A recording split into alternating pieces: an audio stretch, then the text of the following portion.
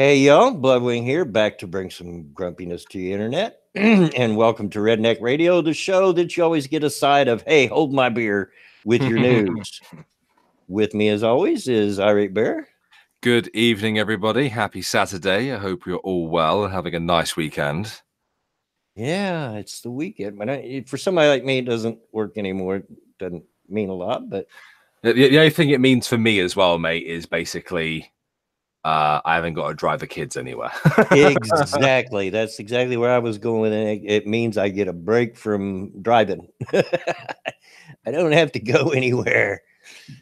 Yeah, I don't get kicked out of bed. Well, unless, Vanilla Bear's been in work and she kicks me out of bed at 8:30 in the morning.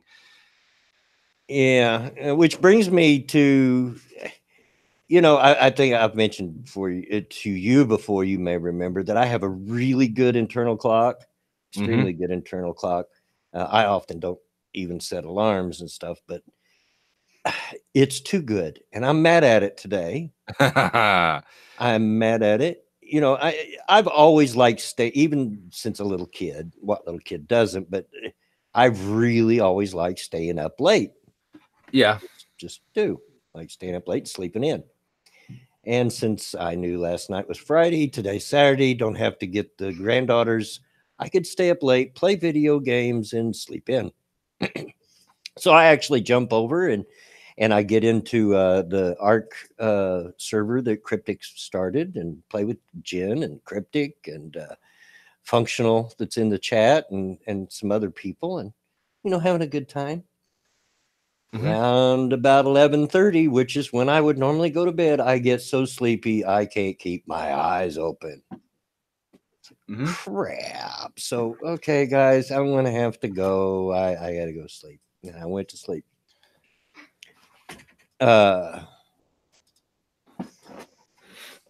Sorry, my wife just handed me a note that she's going to pick up some food on the way out.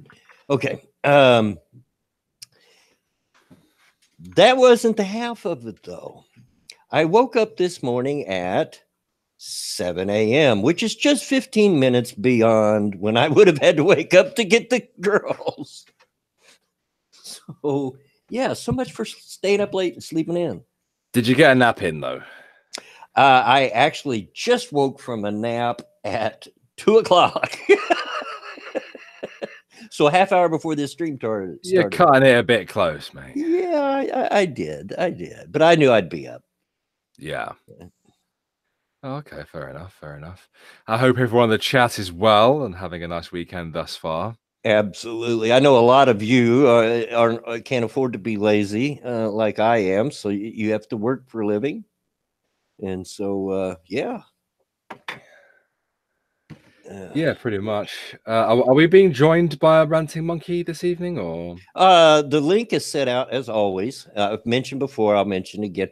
Here's the deal I have with Monkey, and you all know that he's not always in good shape. Every time I stream, I send him a link. If he's capable of making it, he'll come. If not, then no hard feelings. And the next time, I'll send him another link. So he's been sent a link, but I don't know if he'll. Haven't seen him much on Twitter today, so I'm not sure if he's even awake. Maybe he's having one of the massive sleeps he has every so often. Yeah, could be. Do we have diners in England? Define diner. You mean a restaurant? Yeah, we have restaurants. Yeah, a diner in America is like a small local restaurant, basically. I mean, it's a little more than that, but that's the basic. We have cafes. Yeah.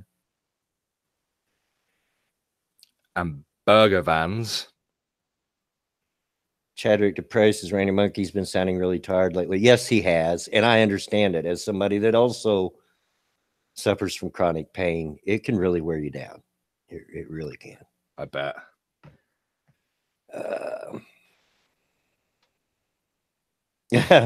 Functional says Monkey's tired because he's been blowing crap up in Borderlands, and he did tell me that he was really enjoying the game. So yeah, I don't doubt that at all either. But yeah, I'm sure he'll be here if he can. So yeah, it's the week. Oh, and I've been looking ahead to see, you and I both have birthdays coming up here. Yeah, mine lands on an episode of Redneck Radio on the It Thursday. does. Yeah. Yeah, it does. Because I was thinking, maybe if it doesn't land on the right day, because I didn't know what day of the week it was on, maybe I should have a special episode. But I think since it lands on yours, we'll just have a dual birthday stream on that day. It sounds good to me. Yeah. Sounds good to me. I'm not doing anything else, but yeah. Yeah.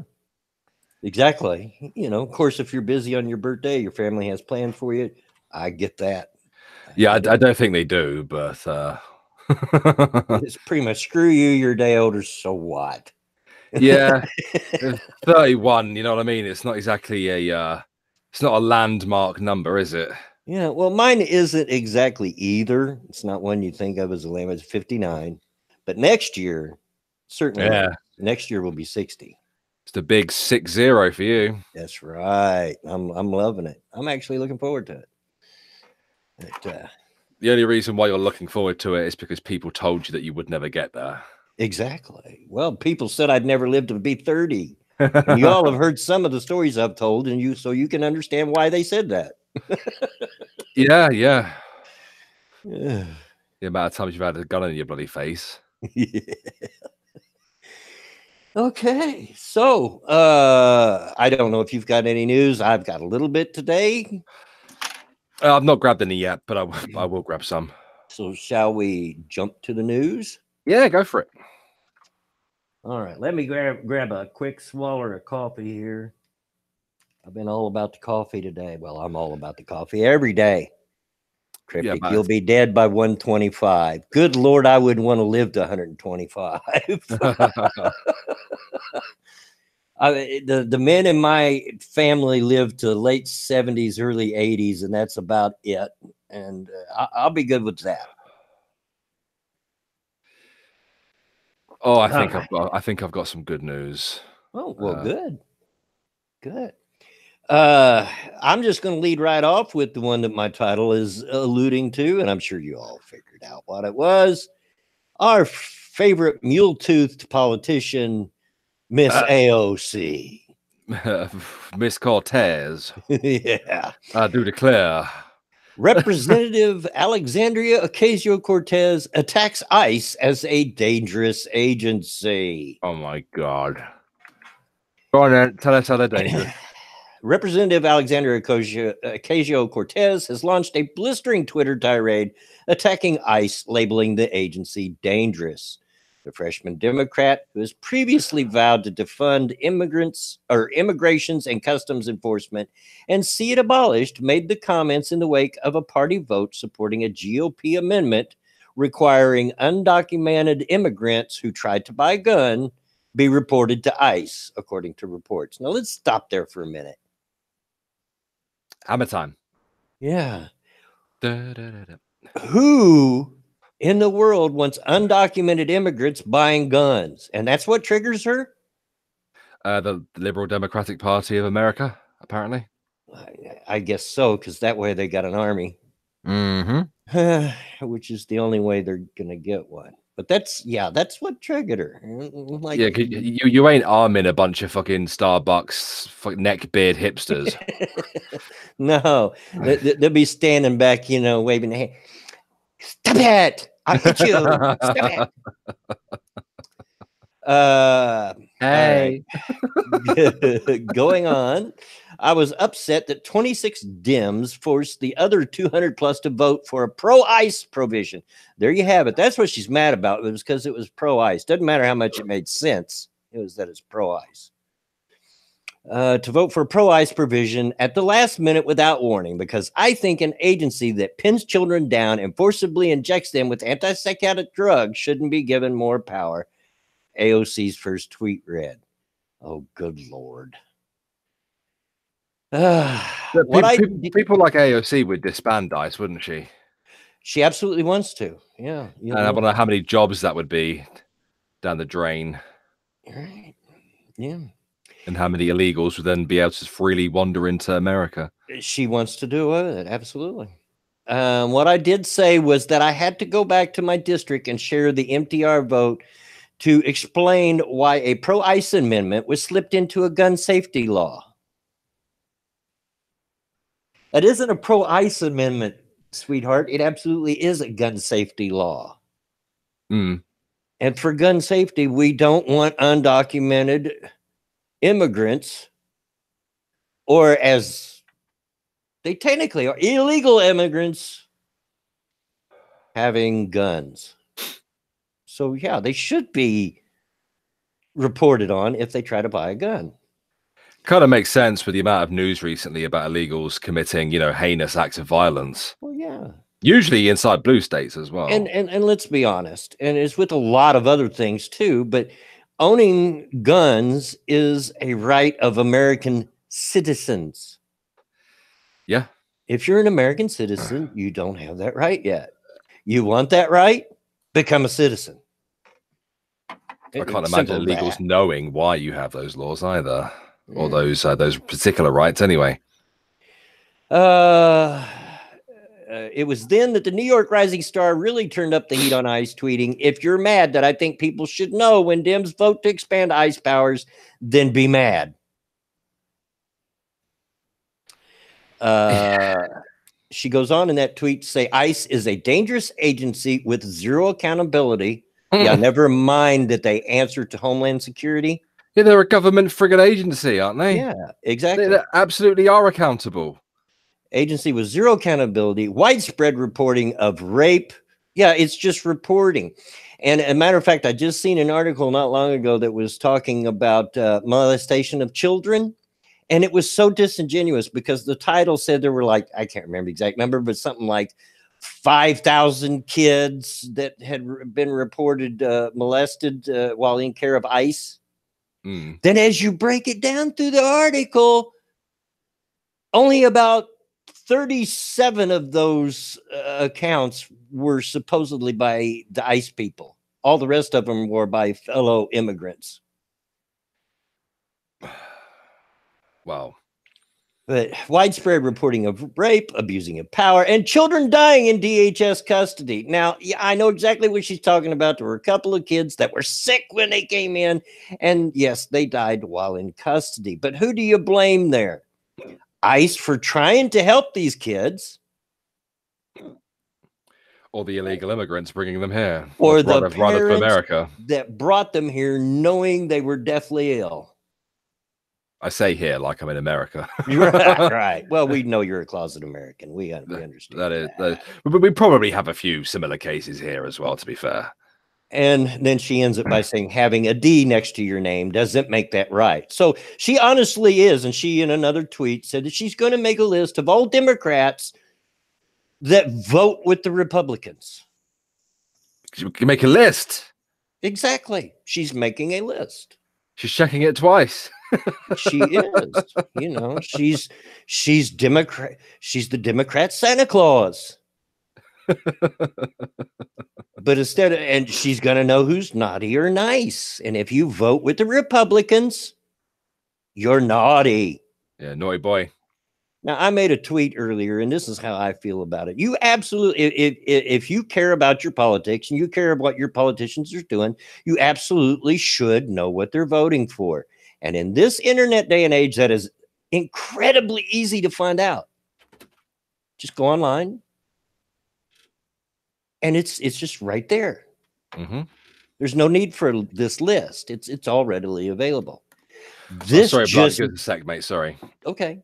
This just makes her look authoritarian. I mean, in my opinion, it just makes her look authoritarian. I don't know. Okay, I'm going to go back to the article, finish it off here. ICE is a dangerous agency with zero accountability, widespread reporting of rape, abuse of power, plus children dying in DHS custody. Having a D next to your name doesn't make that right. She then took aim at colleagues in her own party, saying, mind you, the same small splinter group of Dems that tried to deny Pelosi the speakership, fund the wall during the shutdown when the public didn't want it. The public didn't want it. It was you that didn't want it. and are now voting in surprise ICE amendments to gun safety legislation are being called the moderate wing of the party. The comments came after Ocasio-Cortez made a speech against immigration laws and promised to abolish ICE. So, Bear, if you're back, there you have it. She come right out and said that's what she wants to do. She's fucking stupid. ICE do not deserve a dime until they can prove that they are honoring human rights, until they can make a good faith effort to expand and embrace immigrants, until they can prove good faith to an American ideal. They do not deserve any resources for their radical agenda. A radical agenda, protecting our borders. Yeah, that's a radical agenda. Yeah. Having your borders open is morally correct. You see, Bloodwing, I'm sorry, mate, but you are a bigot and an extremist. I'm just a redneck racist. You know, you're a goddamn terrorist, is what you are, sir. Yeah. The call was backed by Minnesota Representative Ilhan Omar and Michigan Representative Rashida Tlaib. Imagine my shock. And if you don't know who those are the two other freshman people in Congress that are the two Muslim ladies, you know. Oh, what was her name? Something Tlaib. Yeah. What's her first name? Rashida. Oh yeah. She's fun. Oh yeah. She's an interesting lady. Fox News contacted Representative Ocasio-Cortez office for comment. I assume she refused. Since we don't have a comment, I'm going to have to assume that, yeah, that is correct. Mr. Dax is correct. It's not a freshman, it's a fresh person. Oh, good Lord. I'm sorry. I forgot we can't say freshman anymore because that's sexist. Oh, good gosh. It's not handyman, it's handy person. Look, Democrats, and this comes from a man that does not belong to either party. I'm not a Republican. I'm not a Democrat. As I mentioned before, I register independent. Neither am I centrist. You know, 99% of the time, I usually agree with what the Republicans say. That's, you know, I'll admit it. But I want the opportunity to vote the other way if I feel that the other person's a better, you know, a better person for the job. So coming from somebody in that position, Democrats, if y'all don't get a leash and a muzzle on AOC and these two other young ladies that I mentioned, you're going to have a really rough time come 2020. Yeah, but hasn't Nancy Pelosi like already butted heads with AOC several times anyway? Nancy has. It's not a good look. Yeah, several others have. You know, over her Green New Deal and stuff like that. Yeah. Because the Dems really do need to be looking like they are a unified party at the moment, especially if they want to put any kind of dent in the next general election. And I don't think that's going to happen. You know, I don't usually pay a whole lot of attention to the presidential primaries. But I'm kind of starting to get an interest to watch the Democratic primary this year because I think it's going to be fun.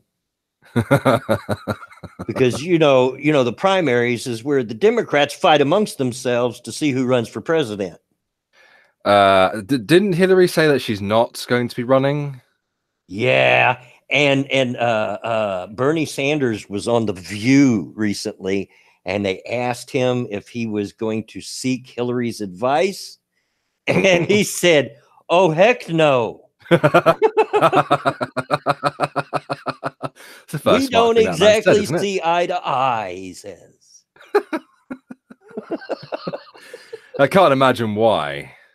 No. Well, other than he kind of got the shaft in 2016. Yeah, I was about to say, yeah, he was shafted by the Dems back then, wasn't he? Yep. And not that I agree with Bernie. I am not a Bernie bro by any means. The guy's an admitted socialist, and no.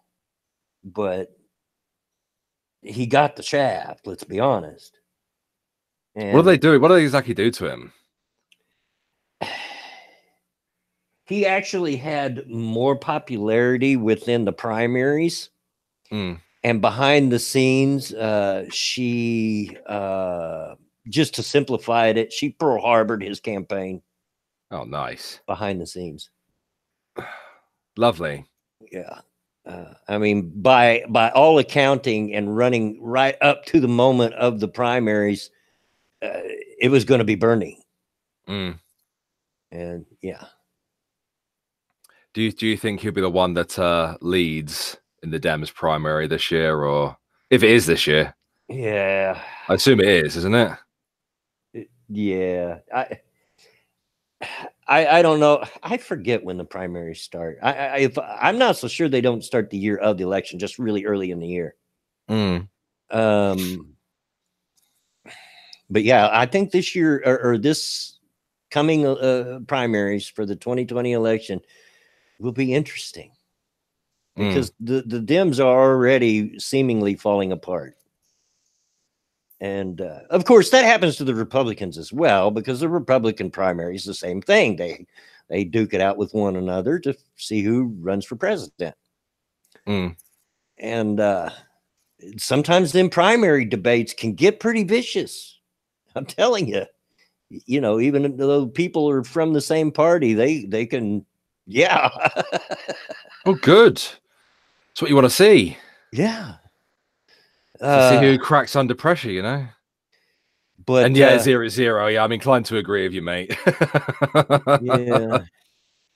Yeah, I think there's a pretty good chance he may die before the primary is over. You're right.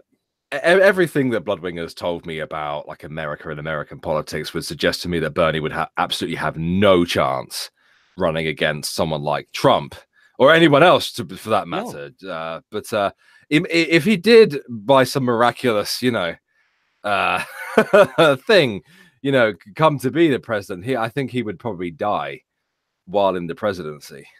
Like I said before, I'm pretty sure that if he did get elected, he would be the oldest president ever at the time of his election. Mr. That's Klaus 2020. Don't do it. He's referencing a video that I did in Irate Alex earlier, where I watched a German forklift health and safety video. Right. And it just got really, really like Klaus. We follow a gentleman called Klaus, and Klaus is he's just awful. He ends up killing about 5 or 6 people in the space of about 9 minutes. Don't be like Klaus. Yeah, don't be like Klaus. Yeah, don't vote for him either. Jesus Christ. Of course, I still like the one that was based off the old video they used to show us in school. The homosexual. What was his name? Oh yeah, Ralph. Ralph was a homosexual. You see, Ralph is a homosexual. Ralph got prison. Yeah, and the kid went to juvie. Yeah. And that wouldn't have been completely wrong in that time and day. That absolutely probably could have and would have happened. I mean, I know Britain used to have anti-gay laws, and we did too. Yeah, we absolutely did. In fact, I know lots of people like to make fun of the Navy, going Navy gay, but day 1, week 1. We had a chat from a Master at Arms. That's the highest ranking, like police, naval police rank you can reach. Right. And he stood in front of us, and he just had a bit of a chin wag, gave us a bit of history about what he used to do, and he used to actually hunt down gays in the Navy. Would you believe? Really? Oh, yeah. Well, I could believe it. Yeah. Yeah, he used to hunt them down, and they used to do surprise inspections down the mess decks where the lads sleep, and they'd be checking their lockers for a sufficient amount of heterosexual pornography. As one of their as one of their kind of like motives or whatever. Vomit GPP sausage and Megan 2020. Shh. Squidface has got a big enough head as it is. Hush. I'm fairly sure he plans on taking over like through force, not through democracy. And yes, Squid Face is what I call him, even to his face. Cynical Lindsay, breaking news. Trump spoke at CPAC and promised to sign an EO defunding universities if they don't support free speech. Good. Absolutely. I wish that could happen here. Yeah. I mean, and they should.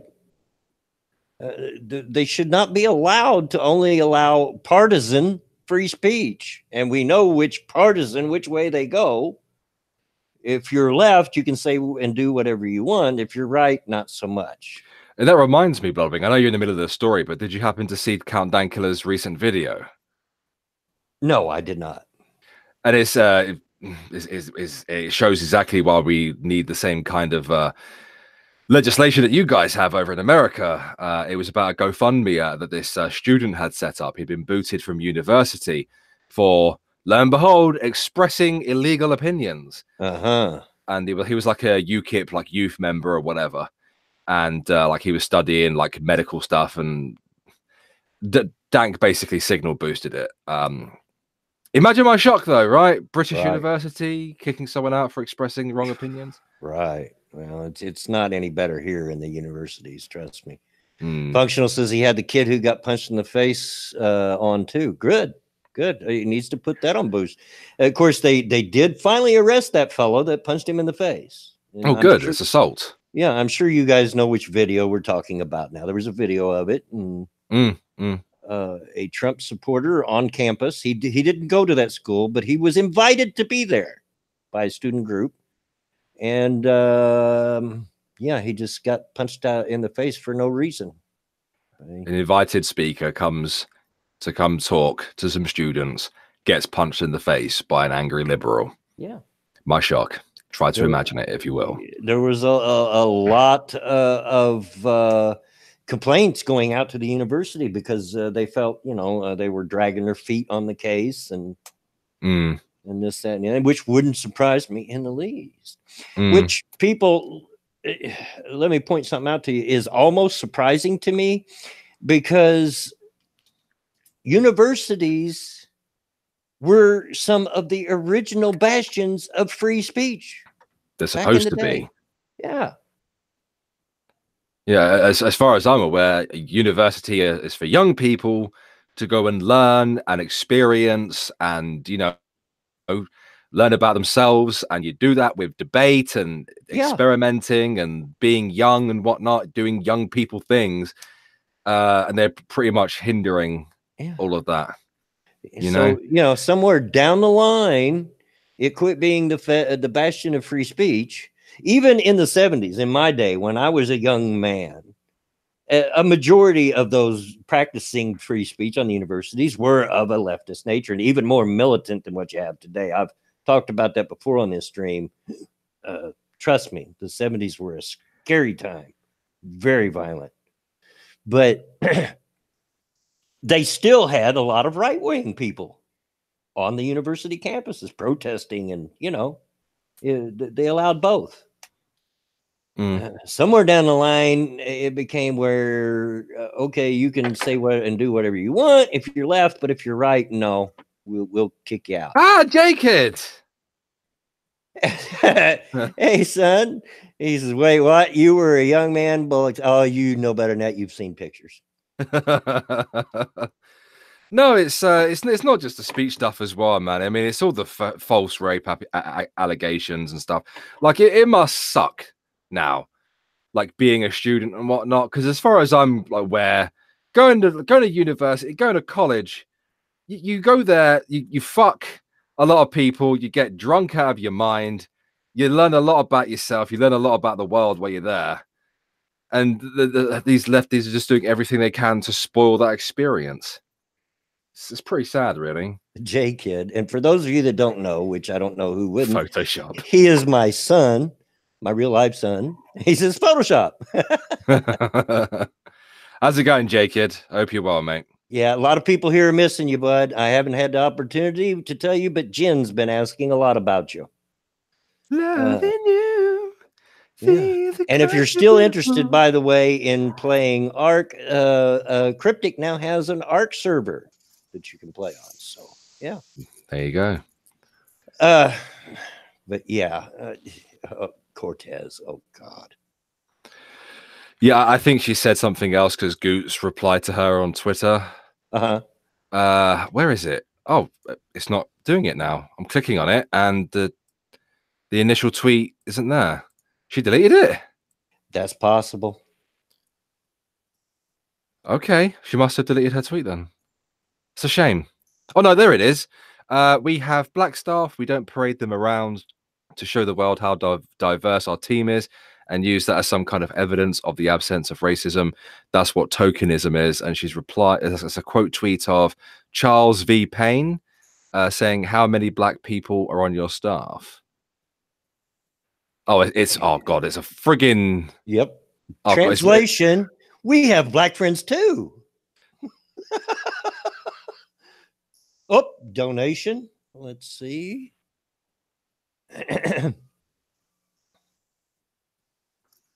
Yeah, I'm waiting for it to reload.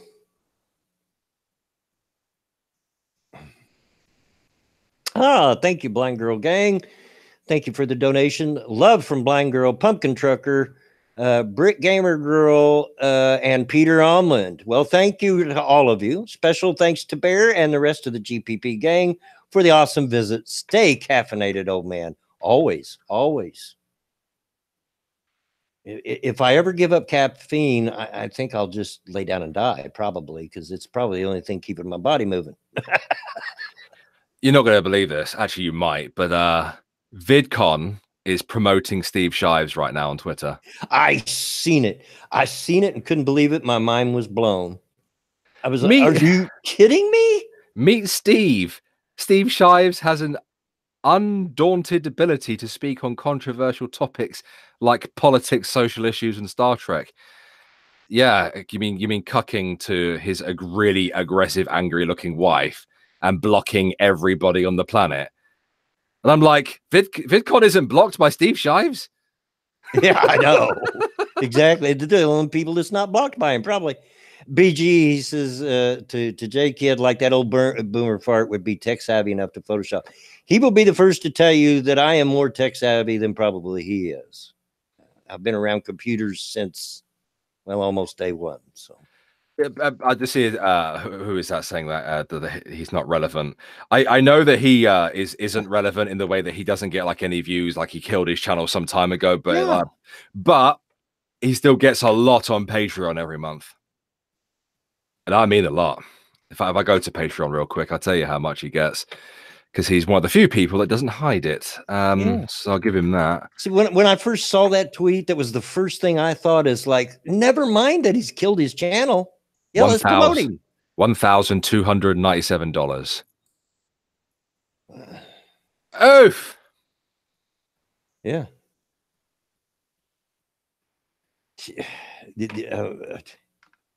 Nah, the blocking is definitely him. Zero. Oh, yeah. I remember I popped into his live stream chat once and I was insta blocked. Like his mods like just knew who I was. Much like that time I went into a live stream. What's that black supremacist guy that calls everyone suspected white supremacist? I forget his name. Who? Talib? No, it's just YouTuber calls everyone a suspected white supremacist. Well, that's what I mean. Nasheed or Nikki, whatever. If you hadn't asked me, I could have told you. Dang it! No, not Ghazi. No, not Ghazi. Not Ghazi. No. Chris Tucker. No. I know somebody in the chat knows. Tariq Nasheed, that's it. That's what I was trying to say. Thank you, little nigger. Thank you.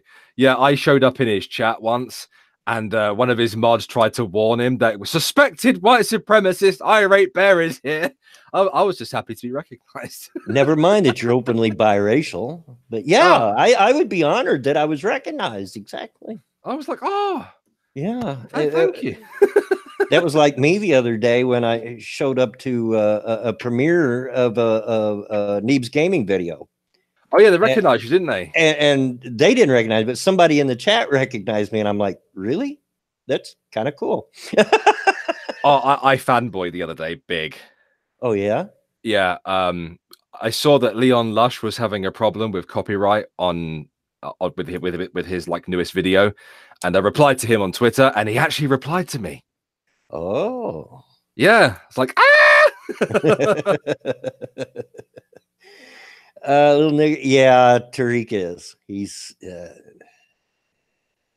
You call him a dumbass, but the man makes money. Like he does. He know. Let's put it this way: he knows his audience. Yeah, he's one of the few race baiters who can is actually making a good living off of doing race baiting. He knows his audience, and he knows exactly what they want to hear. Mm-hmm. You know, and yeah. So in that respect, he knows what he's doing. Okay, let's see what else we got here in the news. Neo-Nazi group's leader is a black man who vows to dissolve it. Is this from The Onion? No. Nope. ABC News. Okay. All right.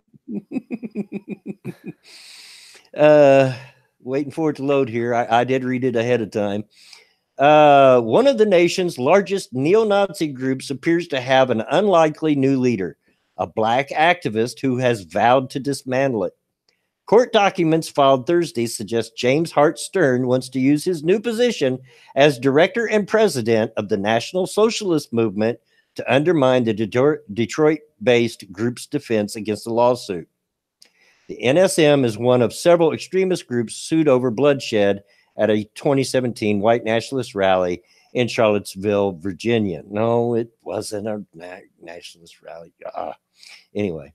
Stern's filing asked a federal court in Virginia to issue a judgment against the group before one of the lawsuits goes to trial. Stern replaced Jeff Shope as the group's leader in January, according to Michigan corporate records. But those records and court documents say nothing about how or why Stern got the position. And that's my question. How the heck did that happen? How did that happen? His feat invited comparisons to the recent Spike Lee movie, Black KK Klansman, in which a black police officer infiltrates a branch of the Ku Klux Klan. Shope did not respond Thursday to emails and calls seeking comment. Matthew Heimbach, a leading white nationalist figure who briefly served as the NSM's community outreach director last year, said Shope and other group leaders have been at odds with rank-and-file members over its direction. Heimbach said some members essentially wanted to remain a politically impotent white supremacist gang and resisted ideological changes advocated by Shope. So maybe this Shope guy might have done it out of just being snottiness. Okay, I can't get what I want. I'll sell it to a black man. Heimbach said Shope's apparent departure and Stern's installation as its leader probably spell the end of the group in its current form. You think? Shope was 21 when he took control of the group in 1994 and renamed it to the National Socialist Movement, according to the Southern Poverty Law Center. I think it's kind of a sad obit for one of the longest-running white nationalist organizations, said Heimbach, who estimates it had about 40 active dues-paying members last year. Yeah, the Nazis are taking over America. They got a whole 40 people. The group has drawn much larger crowds at rallies. So of course, they had to throw that in there to back up their agenda. NSM members used to attend rallies and protests in full Nazi uniforms, including at a march in Toledo, Ohio, that sparked a riot in 2005. More recently, Shope tried to rebrand the group and appeal to a new generation of racists and anti-Semites by getting rid of such overt displays of Nazi symbols. You know, the only thing that would have been funnier than installing a black man as the head of this is to install a Jew. That would have been hilarious. They'd have been mad. It appeared that Stern of Moreno Valley, California, had been trying for at least 2 years to disrupt the group. A message posted on his website said he would be meeting with Shope in February 2017 to sign a proclamation acknowledging the NSM denouncing being a white supremacist group. I have personally targeted eradicating the Ku Klux Klan and the National Socialist Movement, which are two organizations here in this country which have all too long been given privileges they don't deserve. What privileges are that? Free speech? Because they do, whether I agree with them or not, and I don't. Okay. Stern said in a video posted on his site. On Wednesday, lawyers for the plaintiffs suing white supremacist groups and movement leaders over the Charlottesville violence asked the court to sanction Shope. Now, here's my question. Okay, they're taking the white supremacist organizations to court over what happened in Charlottesville. Are they doing the same to the left? Unfucking likely. They say he has ignored his obligations to turn over documents and give them access to his electronic devices and social media accounts. They also claim Shope recently fired his attorney as a stalling tactic. A federal magistrate judge in Charlottesville ruled last Friday that Stern cannot represent the NSM in the case because he does not appear to be a licensed attorney. That did not deter Stern from filing Thursday's request for summary judgment against his own group. It is the decision of the National Socialist Movement to plead liable to all causes of action listed in the complaint against it, he wrote.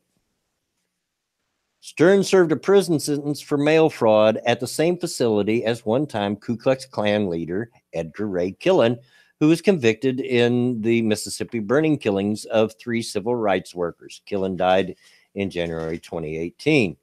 In 2012, Stern claimed Killen signed over to him power of attorney and ownership of 40 acres of land while they were serving prison terms together. A lawyer for Killen asked the judge to throw out the land transfer and certified that Killen and his family owned the property. So, yeah, there you have it, folks. A black man is the new leader of a group of neo-Nazis. They have it. It's strange times. I really want to know how that happened. I want to know the details. I hope they release details on how it happened because I am curious. Well, I mean, functional. Yeah, progress. Yeah, it is progress. It's for sure. I bet they were so mad. Oh, I bet they were so angry. You bet. You're telling me there's a nigger in charge? Oh, God.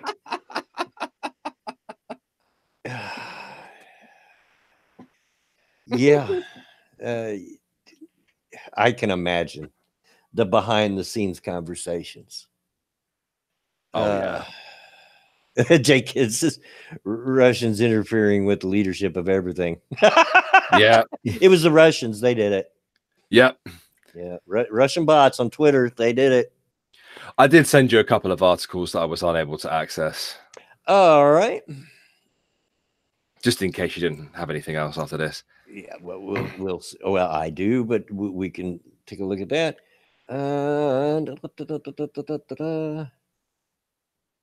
Look at the first one here. Maybe the black guy was related to Hitler. Wouldn't that be hilarious if there was a black man? Mom of many. Line of Trini. Hey, 2 of my kids in the chat. Yeah. Hey. She says brothers because she acknowledges me as also her brother. Well, yeah. There you go. That makes me happy. I'm pleased with this. Hey, baby, make sure you tell Lulabelle that I said happy birthday. We would have called her, but you know why we didn't. It was my granddaughter's birthday yesterday. So happy birthday to her. All right. Eden Prairie driver arrested twice in one night for DWIs. All righty. There you go. An Eden Prairie man was arrested twice in one night for driving under the influence with just under 7 hours between arrests. Wow. It was a non-signaled lane change that caught officers' attention both times. Which drives me nuts. I hate it when I see that. But the same thing both times. The Guess first where I'm going. The first arrest for Travis Kendrick Stiles, 29, of Eden Prairie, occurred at about 6 p.m. on Sunday, February 24th, when police told Eden Prairie News he failed to signal a lane change on Interstate 494 near Carlson Parkway in Plymouth. A Plymouth police officer on regular patrol saw this and pulled Stiles over. A representative of the Plymouth Police Department said Stiles blew a 0.13 blood alcohol concentration on a breath test, police said. He was arrested and taken to the Plymouth police station where a sober driver picked him up, the representative said. Not even 7 hours later, Stiles was back on the road near Single Tree Lane near Prairie Center Drive in Eden Prairie at around 12:40 a.m. on Monday, February 25th, when an Eden Prairie police officer saw him change lanes several times without signaling, according to the Hennepin County criminal complaint. The officer pulled him over, and Stiles told the officer he had just been released from a DWI stop in Plymouth several hours before, the complaint says. The officer checked with dispatch and confirmed he had been released around 6 p.m. The officer had him take a breath test, which showed a 0.17. Hey, he's just getting better. Yeah. The complaint said Stiles was arrested and taken to the Eden Prairie police station. In the Eden Prairie arrest, he has been charged with 2 counts of gross misdemeanor, second-degree DWI, and 1 count of misdemeanor careless driving. Stiles has not been charged in connection to the incident in Plymouth, police said. In 2017, which is the most recent year with available data, 113 of the 358 people who died on Minnesota roads were killed in alcohol-related crashes, according to a report from the Minnesota Department of Public Safety. The average BAC for drivers with a DWI was 0.15, with the average BAC for a drunken driver involved in a fatal crash at 0.19. With their first DWI, a driver could face thousands of dollars in costs, lose a driver's license for up to a year, and face possible jail time. Those arrested for drunken driving more than once or who have a BAC of 0.16 on a first offense are required to use an ignition interlock device to regain driving privileges, which those are really strange. I've used them before. Don't know if you've ever seen that. But the ignition interlock device, it actually has a tube that comes out of the dash that you have to blow into before you start the car. Really? Yeah. Oh wow, I've never seen that before. I heard of it either. Yeah, it's they're quite odd. Very, very weird. So twice in one night, just hours apart, and he blows a higher alcohol the second time than he did the first time. He was just getting started, this all-day session by the sounds of it. He was celebrating getting out of jail. Thought he'd go for another ride. Yeah. Pushing his luck, you know. Exactly. What else we got here? Oh, for pity's sake. Really, Bear? Yeah, really. Is that keto or keto? Keto. Go with keto. Keto crotch is the seriously smelly side effect of the popular diet. Oh boy. Smelly vagina syndrome. Sure, eating sizzling steaks or cheese-drenched eggs with a side of tender crisp bacon may sound tasty, but how does it smell? The keto diet, a low-carb plan that emphasizes eating fat and protein with few fruits and starchy vegetables, has become wildly popular lately, especially among celebrities like Tim Tebow and Halle Berry. Proponents say it's a delicious way to drop pounds fast, but critics argue that it may not be super substantial for the average person. Still, even diehard fans of the diet say the worst side effect is what's known as keto breath, which some describe as overripe to rotten, fruity, or metallic, like fingernail polish remover. I wouldn't describe fingernail polish remover as metallic or fruity. No, neither would I. I know it gives me an instant headache, but yeah, But there may be an even more unfortunate odor, which online keto lovers have dubbed keto crotch. The stinky system is a hot topic on medical message boards and Reddit threads. I am very smelly, all in capital letters, one distressed Redditor overshared. I am very smelly. Have any of you tried vegetarian keto and found a reduction in your funk factor, specifically below the belt? A concerned commenter asked. Meanwhile, a keto crotch survivor advised it took me a couple of months to level out in terms of her intense intimate area aroma. It's true. Foods change the pH of the body. When this happens, the body will emit certain odors. Lisa DeFazio, a registered dietitian and nutritionist, told The Insider. The keto diet may change your vaginal pH, which alters your vaginal odor, and it may not smell like roses. DeFazio added that such an imbalance also may cause women to encounter infections like bacterial vaginosis. She says it can often run its course, but that you may need to visit your doctor to make sure it's okay, or just change your diet, she says. The keto diet gives men and women smelly genitals, pretty much. Apparently, which just supports my feelings. I've always said that I don't eat or drink anything with the word "die" in it. As in diet. No, it's not for me. The blood wings on the seafood diet. He seeds it and he friggin' eats it. I seafood it. I've got to get that. You know, the doctor told me to get to watch my weight, so I'm trying to get it out there where I can see it. Exactly. Yeah. Yeah. Absolutely.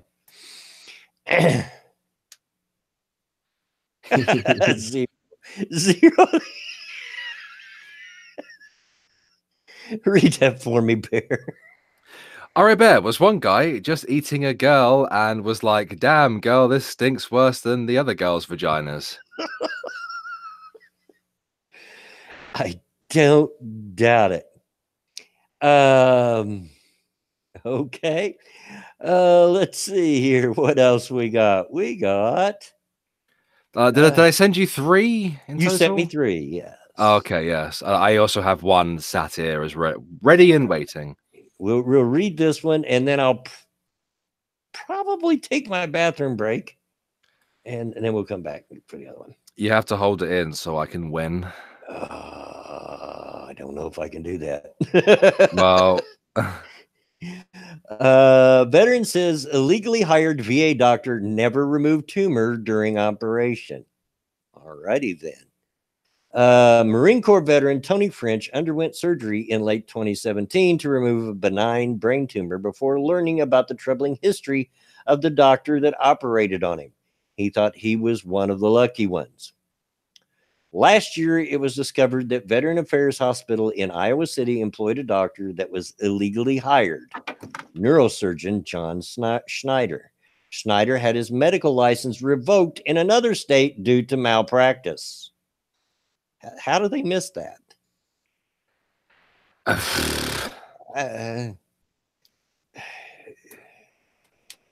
In this electronic internet age, there is absolutely no reason why organizations across states cannot communicate with one another. Yeah, there really isn't. Schneider no longer works at the VA, but since then, veterans and their families came forward questioning the care they had received under him. In one case, a man died after his operation by Schneider. French, a Black Hawk County resident, thought his painful symptoms after his brain operation were normal. He said that's what his neurosurgeon, John Schneider, told him. The headache is just killing me. And he just kept saying, you just had major brain surgery, you know. What do you expect? French recalls of his conversation with his doctor. In 2017, French had an operation to remove a tumor between his eyes. After the operation, French said he was in the ICU for 4 days to recover. He told me everything went fine. I got 100% of it. He said, I didn't even leave a speck in it. French said. After the operation, he started to experience crippling headaches. At times, it's to the point where I get literally physically sick to my stomach, and I've had headaches that bad. So, yeah, it happens, French said. He thought it wasn't right, but he said he had no reason to not trust what his doctors told him. I had no reason to doubt him, just trust him. Like I said, he was such a personable guy. I didn't know any of his back history. And, you know, that's often the case with con artists and people that, you know, pull cons and lies on you like this. They're very personable. That's how they're able to get away with it. Charismatic, intelligent. Yeah. For every night for 2 weeks, French said Schneider would call him at home and check in on him. French remembers being impressed by that. Despite months of complaints, French said Schneider never agreed to do a new scan. It wasn't until after he was outed that a temporary neurosurgeon agreed to do a new scan. In the new scan, the tumor was there and appeared to be slightly larger. Oh, wow. He looked up to me and said, "I don't know how to tell you this." I said, "Don't tell me it's grown back." He said, "No, he never took it out." French recalls the conversation. French had an answer for the headaches, but no answer as to why. A neurosurgeon could go in and then come back out and lie like he did and continue that lie, he said. Black Hawk County Veterans Affairs Director Kevin Deal is now helping French. He represented me with a letter from the VA Medical Center in Iowa City admitting fault that they made a medical error and that he should make a tort claim against the VA, Deal said. And it goes... So what does Schneider actually do then? Evidently, he just cut him open and showed him shut. He said he removed all of it. I mean, did he actually remove anything? I hope he didn't actually do anything then, by the sounds of it. Because it doesn't sound like he did. From what the other neurosurgeon was telling him, nothing had ever been removed. And there is a fundraiser and a silent auction for this fella and a GoFundMe. Like his brain's like still fully intact. He didn't remove something else. Yeah. No, apparently he just did nothing. Yeah, J-Kid, a medical error to me is like that time a nurse made my hand burst open with blood because she messed up putting the cannula in. You know, that's a medical error. Yeah. This, oh my God. Yeah, a medical error is jacking up a stitch. Yeah, exactly. This is, yeah. And at a veterans hospital. I mean, this is where our veterans are treated. You know, people that have served their country. Yeah, that guy deserves everything he gets. But my main question is, like I said a while ago, how did they not know this?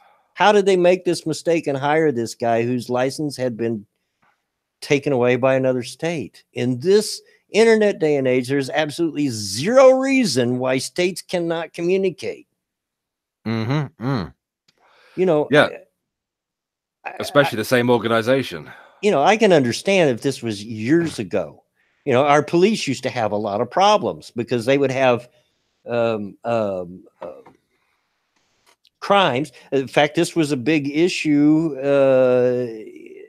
in the that serial killer that all the kerfuffle's been about because they made a movie about his tape. Ted Bundy. Ted Bundy's case, in that he committed crimes in different states, and none of the other states knew about it for quite a while because they didn't communicate in that day. It was pre-computer days, pre-internet, so it was hard to communicate. Yeah, I could understand that, but today there's no reason.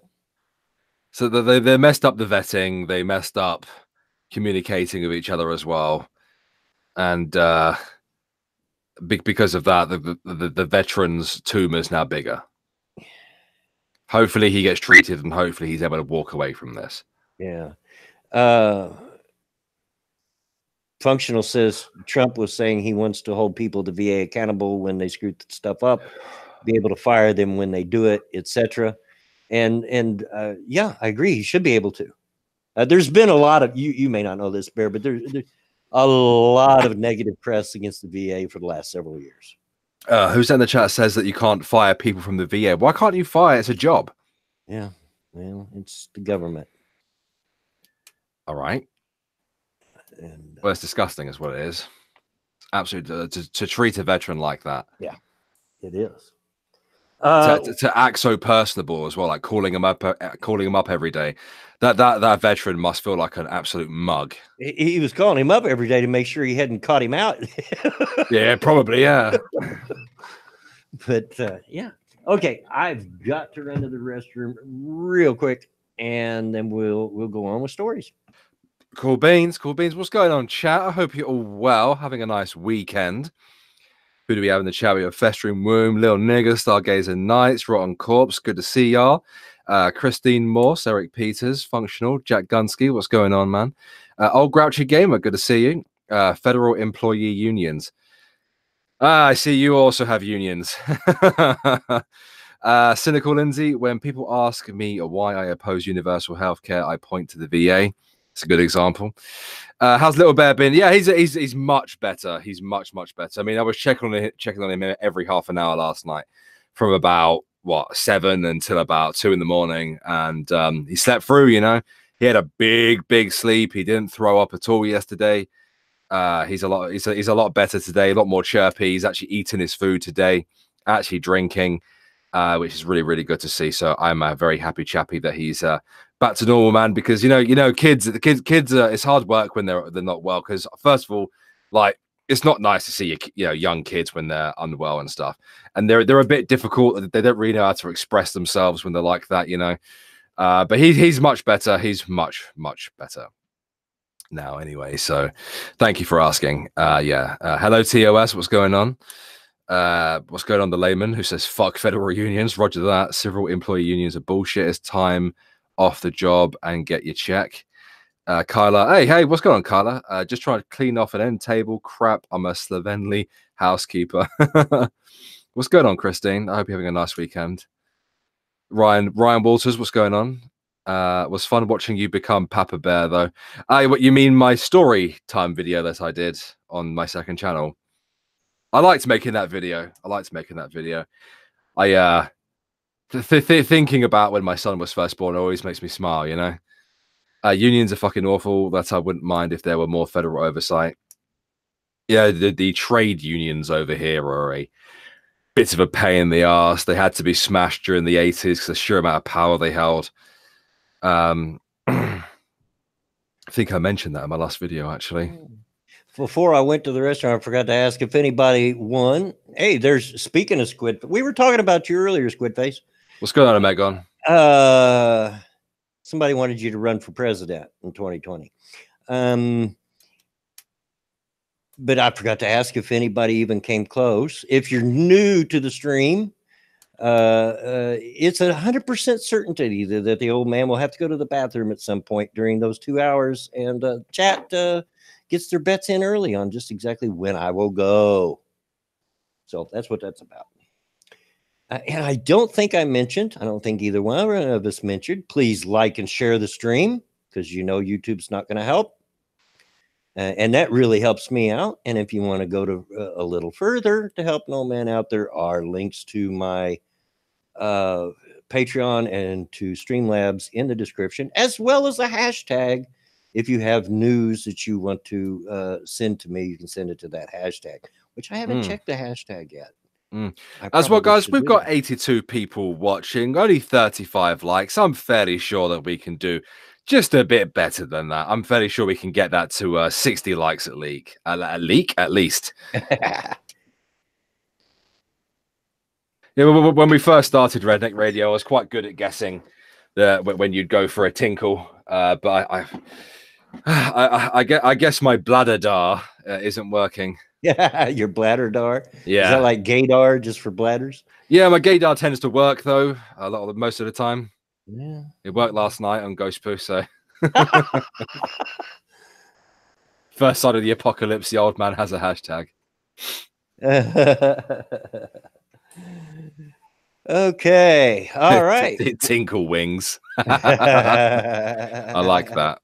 I like that a lot. Oh, I do have a bit of news that I wanted to read. If that's okay. This is one of the few that I was allowed access to. That'll give me an opportunity to light a cigarette. Cool beans, cool beans. And also, hello, Connor Hewen. I hope you're well, mate. GOP Arizona lawmaker claims vaccinations are communist.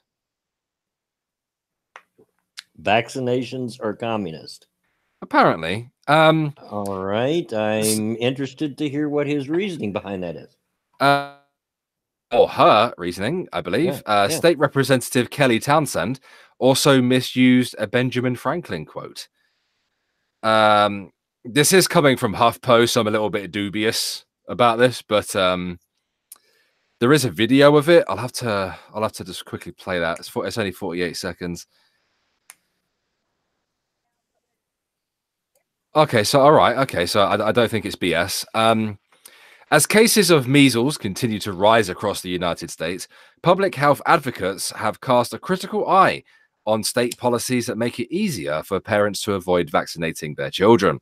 The Food and Drug Administration has even warned that it may try to act if the virus continues to spread.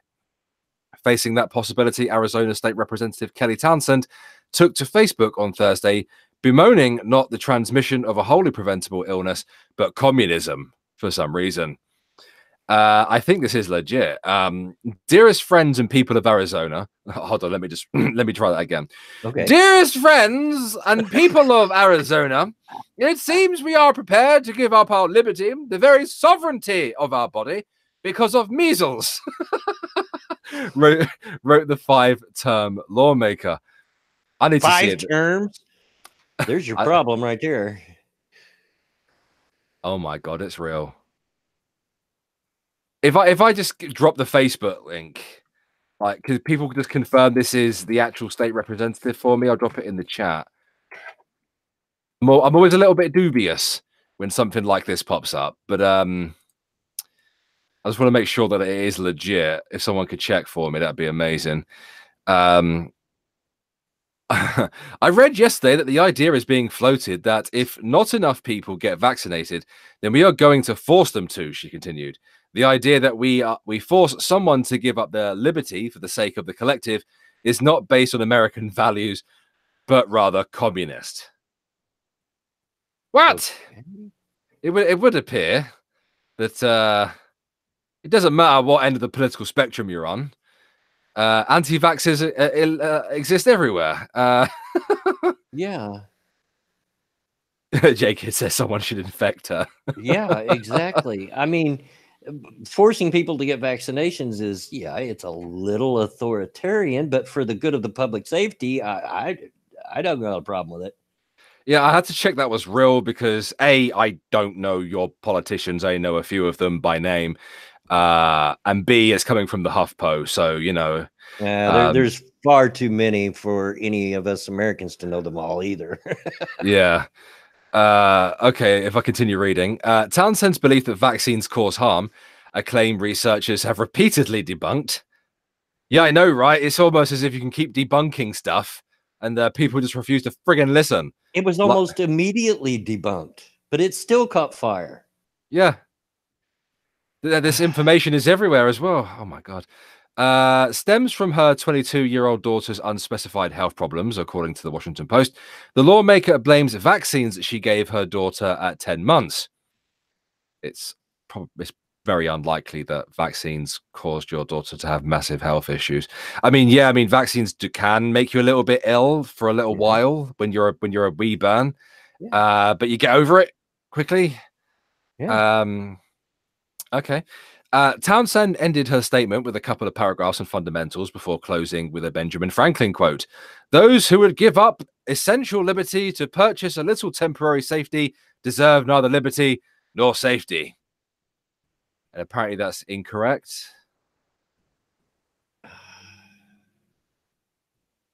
I don't know. The irony of that quote, which refers to a tax dispute, is that Franklin was a strong proponent of vaccinating children. After his son died from the disease, he even teamed up with a London physician to write an instructional guide on smallpox vaccinations. So yeah, she's completely misused it from a guy that was like massively pro-vaccination. Yeah. An old grouchy gamer. Yes, I do remember my polio vaccinations. As a matter of fact, when they gave them to me, they were just cubes of sugar. with the vaccination in the sugar. Yeah, for polio. God, this person's nuts. The current measles outbreak is particularly affecting regions in New York, Washington State, Texas, and Oregon, where there are groups of unvaccinated people. While all states allow vaccine exemptions for medical reasons, some also let parents skip them for religious or philosophical reasons. I say no. Yeah. Vaccinate your children, people, because you know, if they don't die as a child, they're going to spread it when they get older. Yeah, I mean, as you know, as a conservative, I'm not for big government. I don't believe the government ought to be getting into every little facet of our lives. They do over here. It's really well, annoying. They try over here. They do try. You know, quit telling me what size soft drink I'm allowed to buy and drink, and stuff like that. You know. You know, just stop it. I'm a grown person. I can make that distinction on myself. And if I kill myself with it, that's my fault. But and it is a tad authoritarian, but I'm okay with them forcing people to get their vaccinations for public health reasons. At the very least, public funded schools should be required to, and some are, by the way, you're required to be up to date on your vaccinations before they'll let your kids go to school there. You know? Yeah, Isabel there in the chat just said a school district in Ontario is handing out suspension notices if the kid don't have up-to-date vaccination records, which is a good way of getting around the whole big government thing here, you know. Yeah, but having schools basically, you know, force the parents to basically do it. We can thank a British doctor. Yeah, it's look, and this story's been in the news for a while. We all know the outbreak of measles in the Northwest, or most of us do, and it all stemmed from, imagine our shock, anti-vaxxers. That's what started it at a basketball game. And they've had a measles outbreak, a disease which, by the way, in the year 2000 they had claimed was now extinct. And 19 years later, now it's back full force because of these anti-vaxxers. This is how you get polio. Exactly. You know, day one, week one of my of my military service in the Navy, the first thing they did was vaccinate us against every disease known to man. Yeah, I've not been in the military, but my daughter was, and I've seen, you know, film clips of it. They line you up and bam, bam, bam, bam. Yeah, they do. They were sending us into this room for like 5 at a time. Nurses would break out the needles. Bam, bam, bam, bam, bam. You're basically immune now to almost everything. Oh, rotten corpse. Oh, boo. Of course, that's right up my alley. He says I'd never vaccinate my kids. I'd take them to a certified doctor and have them do it. Well, I expect any proper modern military to vaccinate their service personnel. Well, yeah, and they even vaccinate for stuff that the average person doesn't get vaccinated for, because they're going overseas into places that. Yeah. And most of those are diseases from Africa. So. Yeah. I just don't get. Wait till you joked about polio earlier, but I've personally know a man that had polio. And probably more than one, and has a huge limp because of the polio. Wait till one of them gets polio instead of measles, because that was no joke. Yeah, polio fucked people up. Yeah, it did. It absolutely did. Didn't they have to be put in those giant like lung machine, iron lung machines? Yeah, some of them did. Yeah, if it was severe enough, they had to go in an iron lung just to help them breathe. I don't know much about polio. Let me look this shit up. give me something simple, for Christ's sake. Oh God, it was a terrible, terrible disease. It didn't always cripple people. I mean, you could get a mild case of it and survive it for sure. Mm.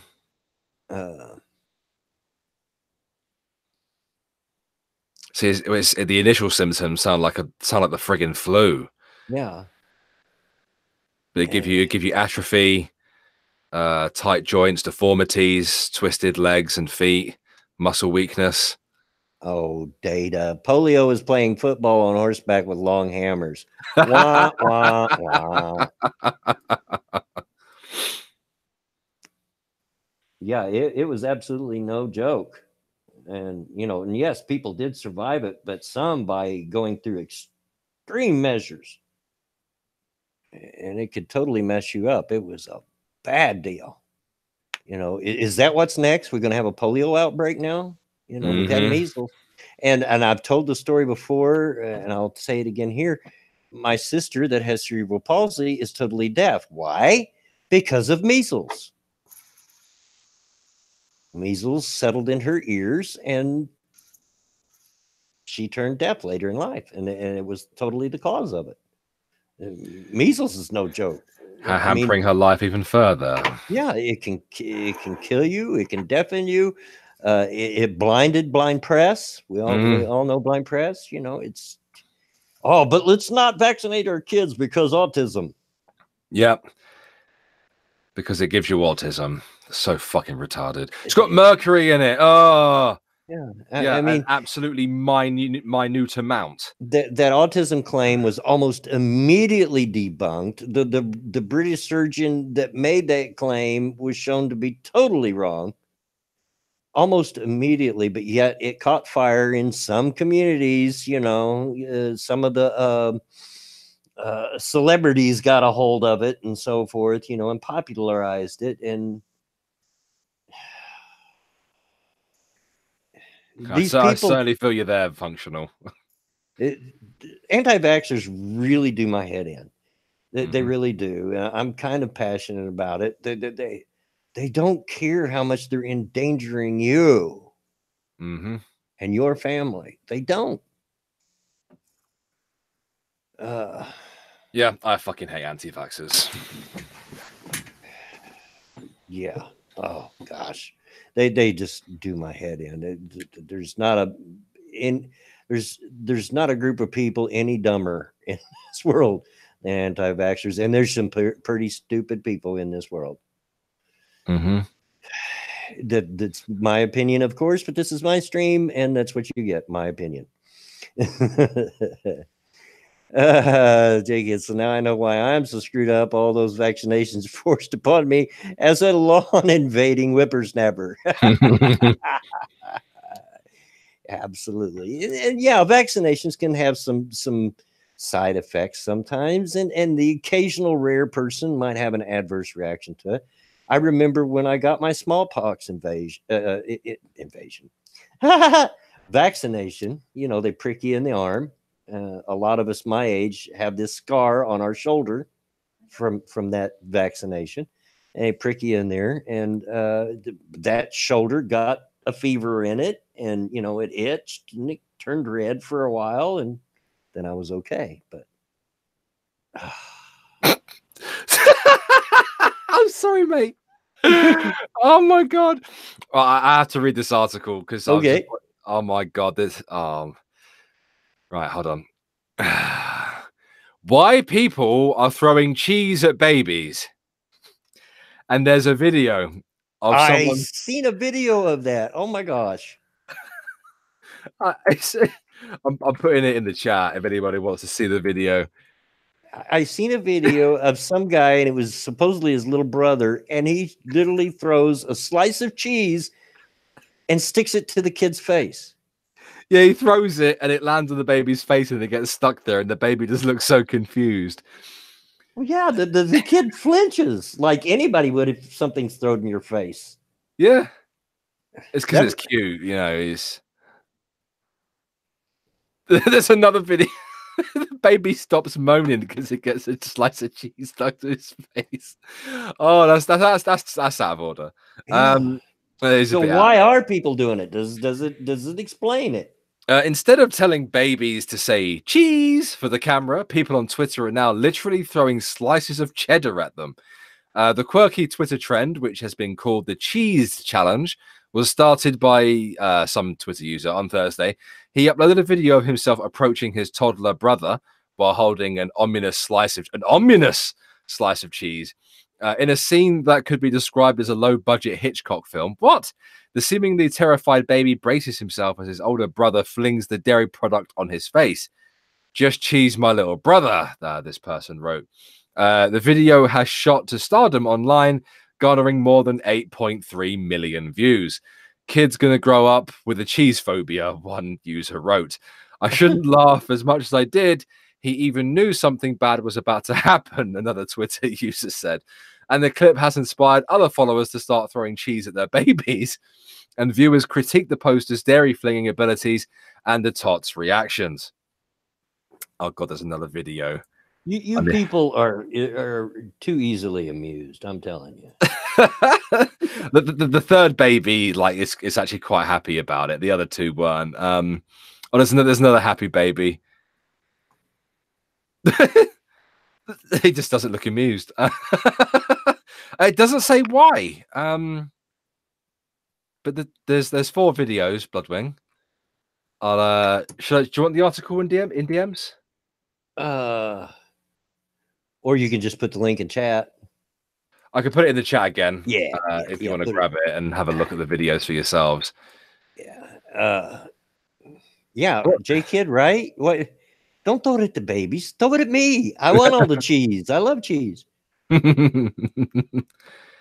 Okay, whatever, I suppose. I'm serious. You guys are too easily amused. What's the matter with you people? Good grief. It's because the baby's reactions, you know, they're quite funny.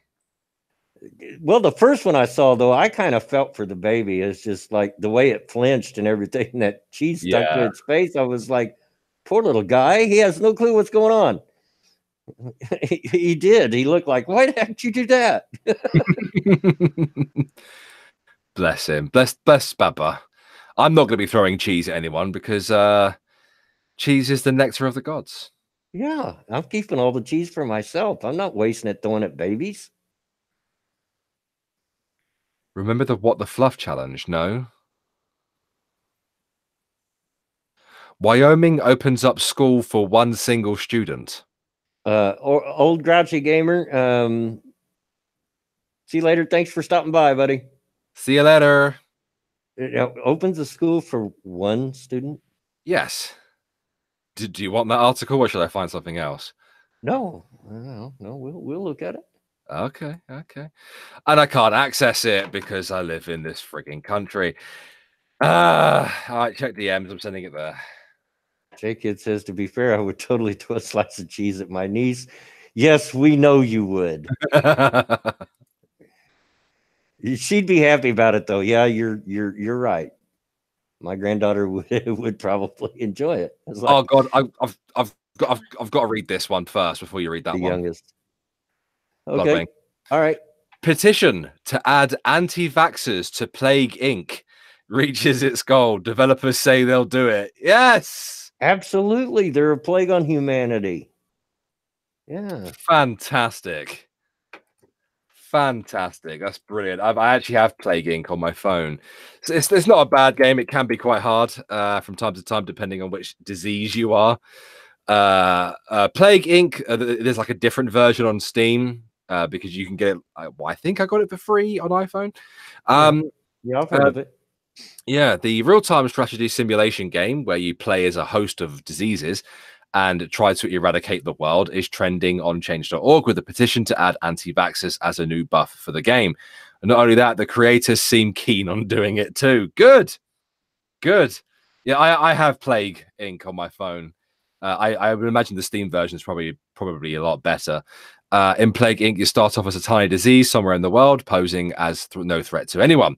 As time passes and you infect people, you gain points that can be used to evolve your disease, increase its resistance to medical science and the Earth's harsh climate, and find new ways of spreading over land, water, and air. The easier the disease spreads, the more likely it'll be discovered and fought against. Well, I mean, y'all know what the game is about, but that's fantastic. They're going to add anti-vaxxers to it. They ought to. That is I mean, brilliant. in my opinion, the anti-vaxxers are one of the, at least in my country, are one of the biggest threats to public health there is right now.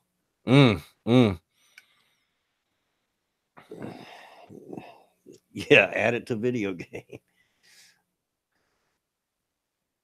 Of course, there's the testicle salsa story popping up in my feed again. I'll read one more, and then you read the next one.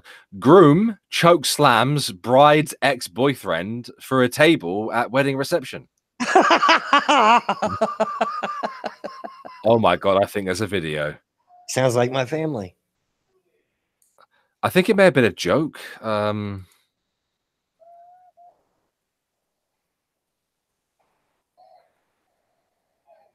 I think it's a joke, but they've set up like a table, and the guy's, I think he's willing to actually be choke slammed through the table. Oh, okay. Just talk to the audience for a second, Bobby, while I watch this video quick. All right. How's it going, chat?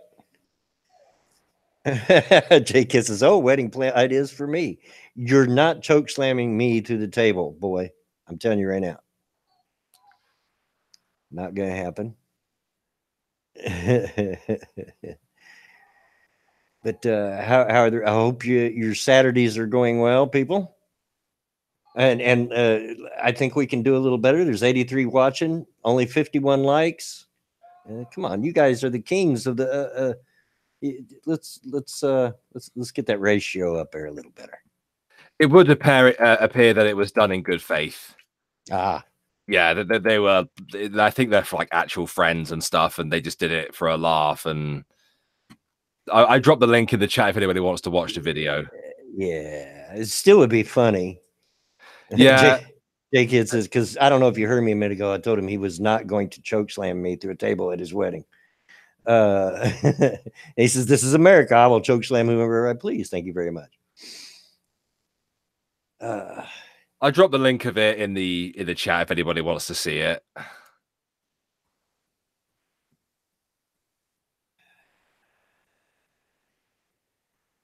If you wanted to read the next article, mate. All right. Let me look through here. Let's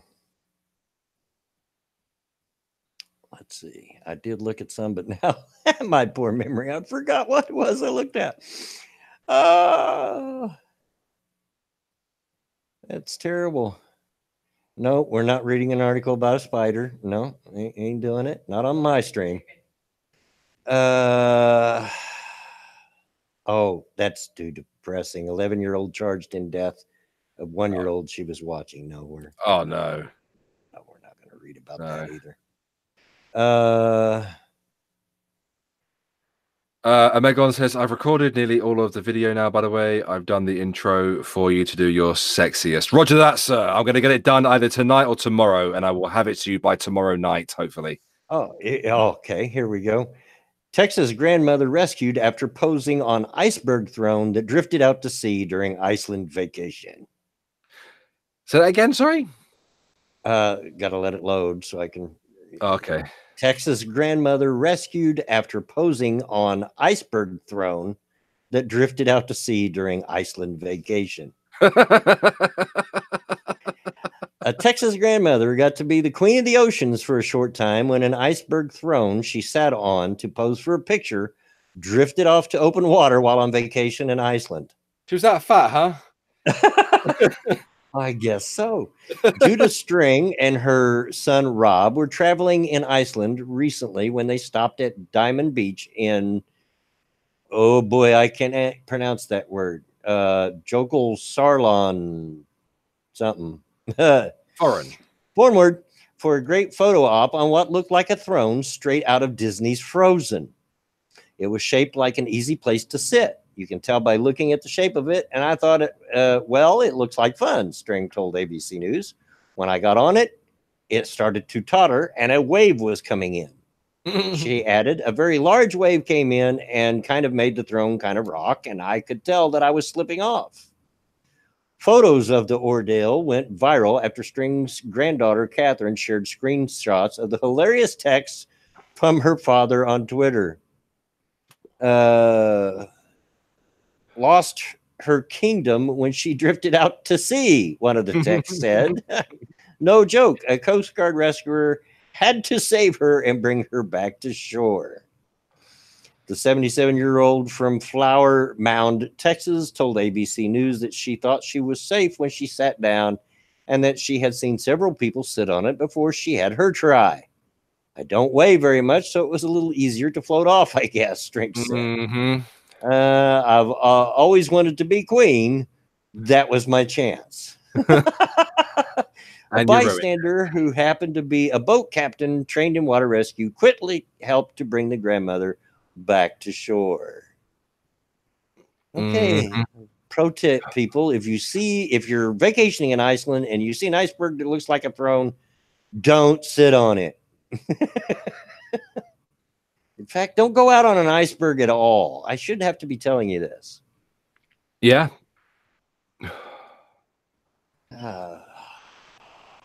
Let's see, what else we got here?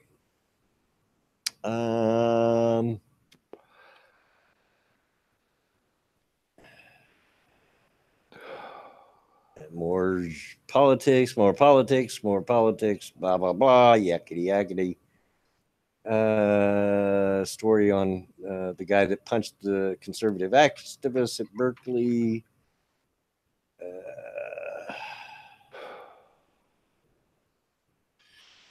Well, that seems to be... Oh, yeah, this is a story that I wanted to cover the other day and forgot about. Massachusetts, well, and I know you guys have heard about it. This is not new news. Massachusetts woman who knocked MAGA hat off a man's head in Mexican restaurant may be deported. Yes. I think we covered this on Ghost Poo last night, actually. 2 weeks ago, a Massachusetts woman and Brazilian national was arrested for accosting a man wearing a Make America Great Again hat while he ate at a Mexican restaurant. Rosianne Santos, 41, was recorded on video swatting the hat off the man's head and later told police she didn't believe he should be allowed inside a Mexican establishment while wearing President Donald Trump's MAGA refrain, according to a report from the Falmouth Police Department. Santos, who was intoxicated, was arrested on charges of disorderly conduct and simple assault and battery, both misdemeanors, and was escorted from the restaurant. On the way out, she hit the man a final time and swatted at his hat. Santos's bail was set at $40. She was released. She later pled not guilty. Now, Santos, who is living in the U.S. without legal documentation, also faces deportation. On your bike. Yeah. Immigration and Customs Enforcement's deportation officers, ICE, from the department's fugitive operations team detained Santos on Tuesday, an ICE spokesman said in a statement. The woman was released from ICE custody and entered into removal proceedings in federal immigration court, the official said. She is expected to appear in court at a future date. It's not clear how ICE learned of Santos's case. The Falmouth Police Department told the Washington Post that it did not know of her immigration status at the time of her arrest and did not notify ICE. It is possible a police representative said that a notification to ICE was triggered when Santos's name was entered into its system. ICE does not publicly discuss intelligence and research tools and methods that our agents and officers may use in their work. John Mahan, an ICE spokesman for the New England region, told the Washington Post. Santos's lawyer, Katrina Kazakova, told Boston.com that Santos is married to a U.S. citizen and is waiting for her green card to be approved. ICE's involvement in her case means her green card application now will be reviewed by an immigration judge rather than U.S. Citizenship and Immigration Services, Kazakova told Boston.com. This is the only change this arrest has cost Rosianne in terms of her immigration, Kazakova said. Kosakova did not immediately respond to an interview request from the Post. Brighton Turner identified himself as the victim of the assault in a statement to NBC News. He also listed on the police report. He is also listed on the police report. Turner told NBC that Santos began harassing me verbally as soon as he walked into the restaurant. All I said was, I can wear this hat whenever I want. This is America, Turner told NBC News. He said he began taking videos of the incident so she would stop, NBC reported. I didn't think it would blow up like this. The video, which was posted to Facebook but later taken down, shows Turner sitting at what looks like a bar and filming his own face as Santos walks up behind him. See this right here? This is the problem, Turner says in the video. Ignorant people like this. I'm just trying to sit here and eat a nice meal and look at this. You see this, Turner says, as Santos approaches him from behind, pushes his MAGA hat over his eyes and says expletives. People like that, that's the problem, Turner says. That's the problem with our America these days. People are just ignorant. They want to lash out on people that are educated. In the police report, officers said Santos used an expletive to characterize how she felt about the man's support of Trump. The officers wrote that her speech was slurred and that she was clearly intoxicated.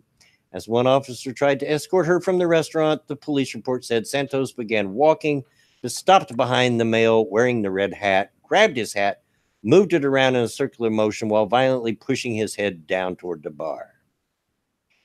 Turner did not respond to an interview request from the Post. The Massachusetts incident is one example of the way Trump's signature phrase, "Make America Great," has become a flashpoint in American daily life. Yeah, it's become a flashpoint because idiots like this woman can't keep their hands off people. Exactly. You go to another country, you know, supposedly for a better life, to make something of yourself. Go to America for the American dream.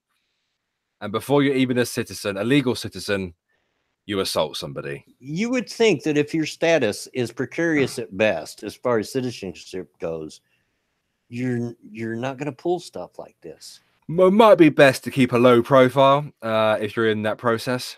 But maybe, just maybe, it's because of the vocal left that is screaming at Trump and have made this behavior seem to be normal that they think they can get away with it. But a nice bit of political-based violence there. Sounds a lot like terrorism, in my opinion. Yeah, there's just a couple of more lines to the article. This week, a 19-year-old man in New Jersey was arrested and charged with assault and harassment after authorities say he tried to grab a MAGA hat off the head of an 81-year-old man outside a grocery store. Really, an 81-year-old man? The teen threw the older man to the ground and tipped over his shopping cart, police said. Oh my gosh. A California high school student was banned from wearing her MAGA hat on campus and is now challenging her school district in court, alleging that the decision violates her First Amendment rights. Most notably, the red MAGA symbol was part of a national debate about a confrontation at the National Mall in Washington between a Native American man and a Kentucky high school student who was wearing such a hat. Pathetic. And it's just a hat. It's just a red hat, people.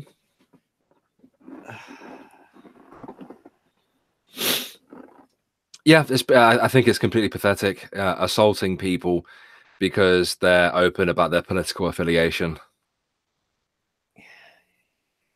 Functional says he would have just choked her out. No, this guy done the right thing. He stayed nonviolent, kept his hands to himself, and he recorded it.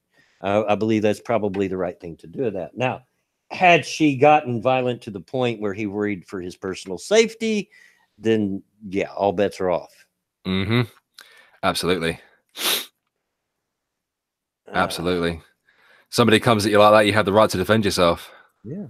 Mr. Dax, beat that like button like Antifa beats innocent people. That's right. Oh. Boy, just know. People just know. Just because you're upset with someone, just because you have difference of an opinion, and even if you're vehemently opposed to what they stand for, keep your hands to yourself. Yeah. Just stop it. Dicks. Absolute fucking dicks. Jake says, but they'll say it's the message behind the hat, which is why he wears a Detroit Lions hat. Makes people feel sorry for me. I know you don't know anything about American football, but well, I'm assuming that they're not a very good team. Nor have they been for several decades. So yeah, it's silly sausages. Oh my gosh.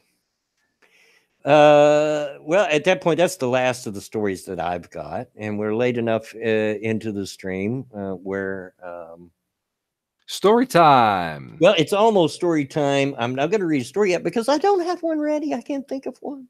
Oh my gosh. What do you mean you can't think of one? You had like 2 planned for today, didn't you?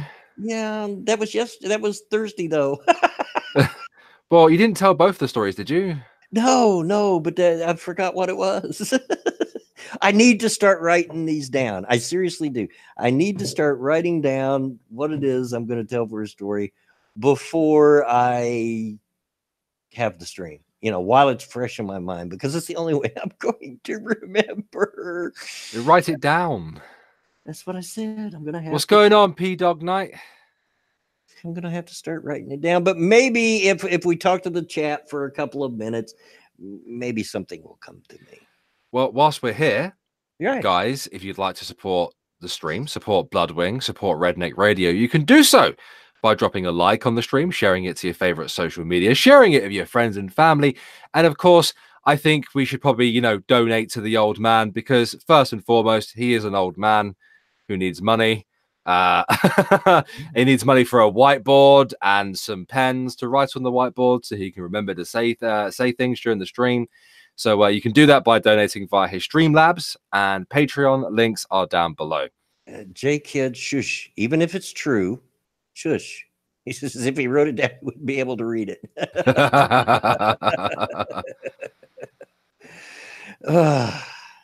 Yeah, that's right. He does need some Jew gold. Exactly. Hey, well, I qualify. My grandfather was a Jew. There you go. Yeah. You're entitled to it. Yeah. Some Jew blood running around in there somewhere. Yeah, there you go. You can always tell an embarrassing story about J-Kid. Yeah, you could do that. Oh, I've got lots of embarrassing stories about J-Kid, but I'm sure he won't mind, will you, J-Kid? Yeah, right. The only problem with that is that then he's free to start telling embarrassing stories about me, and he's got a few of those too. So right, it does work both ways. It does work both ways. Like I get embarrassed. Well, I think that's a challenge. Yeah. Well, he doesn't. He's like me. I don't get embarrassed easy. He's right. He does crap in a fact. Hey, thank you very much, kid, that you just gave me my story. Okay, and some of you have heard this story, especially if you watch. He's not. He just talked about it himself. My wife's over here saying, "Don't embarrass him." He doesn't embarrass any easier than I do. If you watch Minions of the Zoo, you've probably, because I think I've told it here. BG, no stories like that. He was at least smart enough to keep that out of the house while I was here. I'm pretty sure J-Kid has a story of him walking in on. Oh my God, walking in on you. Yes, yeah, probably that's probably true. Words, Alex. What are words?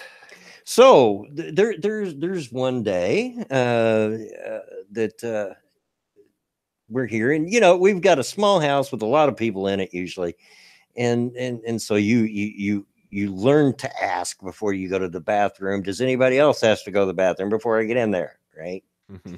because I don't want to be hurried. But I don't remember if I asked if or not. But anyway, I'm in the bathroom and I'm doing a number two, which all of you know that sometimes you just can't rush that, right? It's going to happen as it happens. And as I'm sitting there, I get a knock at the door. The only ones here were he and I. And I get a knock on the door, and he goes, "Dad, yeah, I got to go." "Okay, well, I'm almost done. I'm getting out of here."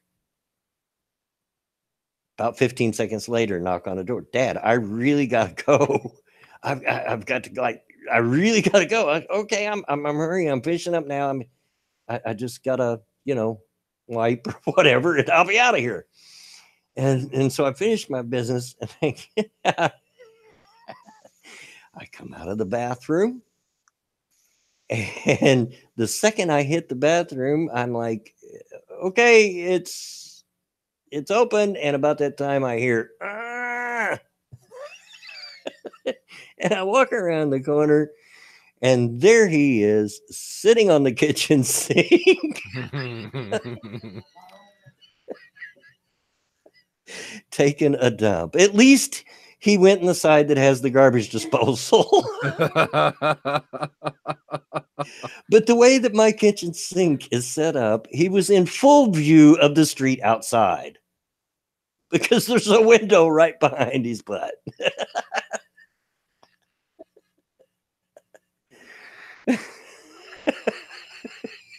So basically, people could see. Yeah, pretty much. And there is my J-Kid story. Yeah. My wife was over here the whole time. "Will you quit embarrassing him?" She's feeling sorry for him, right?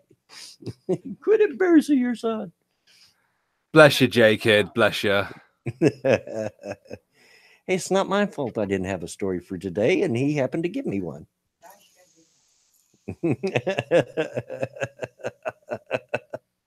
I was trying to think of a story that you've told me, but obviously I can't. Not all of them, but Jake says, "I showed my butt to the world and told him what I thought of him." Don't lie. You'd have to see it to understand. But there is a just at the top of the sink, a window that opens up on the street, which is no more than 10 or 12 feet away from that side of the house. Hey. So we've got about 12 minutes left. We can have some questions from chat. Yeah, that's a good point. Yeah. Have you ever told the serial killer story yet? I have not, and I'm not in a position to be able to now, but I will get it done someday. Okay. I will. It is a very interesting story. But yeah, there's reasons why I can't at this moment, but I will. Good. I could just wait a few moments for the chat to catch up then, and serial killer's monkey did it. Yeah, I know, right? Not that kind of cereal. Speaking of cereal, I'm hungry. Yeah, I'm getting a little bit. There's pasta waiting for me when I get done. Oh, very nice. I have a YouTube series recommendation. Oh yeah? Sword Art Online Abridged. By Something Witty, a YouTube channel. It's hilarious. It is absolutely fantastic. I mean, I know you're not an anime fan and stuff, Bloodwing, but I imagine there's probably a few in the chat, probably a few fans of Sword Art Online in there as well. I recommend watching the Abridged series because it's just amazing. You don't even have to have had watched the like proper anime either. It's just fucking hilarious. It really is. No, I have not heard of RPG manga. Yeah, Corey seems to have enjoyed it. He said it was awesome. Yeah, it is. Yeah. It really is. It's hilarious. They took the main character and just turned him into the most egotistical arsehole possible. Right. Yeah, and he's really witty, really funny guy. And I wholeheartedly recommend people watch that. It's definitely the funniest, in my opinion, of all the abridged. Why do black people like anime so much? I don't know. You know, and not to sound racist, because I don't mean it in that respect, but I've noticed that a lot of black people do love their anime. I haven't. I've only noticed that Satsu's like a big fan. That's about it. Oh, well, and Misa, obviously, but yeah, it yeah. seems to be the case over here in anyway. No, I thought the majority of anime fans were like fat neckbeards. Yeah, yeah, BG, that is correct. Yeah. Golf City Trucking Bear. Thank you very much. Yeah, that's a quote from the abridged series. Yeah, the 1/4 of Ira Bear that's a weeb is his black 1/4. Yeah, I've watched all of Sword Art Online now, the proper anime. Binged all of it, and the first season is by far the best, 100%. I'm just working my way through the abridged version, then I'll move on to something else. Zero the Hero, favorite 80s rock artist. I would have to probably say Metallica. From the 80s. If we're talking from the 80s, I would have to say probably Metallica. Although there were a lot of good ones, but that one stands out to me. Is your boy Pat into anime? I mean, I know he's into his MLP, but I honestly, and I'm not picking. Pat, you're a big fella. Don't punch me. I'm not picking. I believe he's a brony. Yeah, that's what I just said. Yeah. There's the I don't think that counts.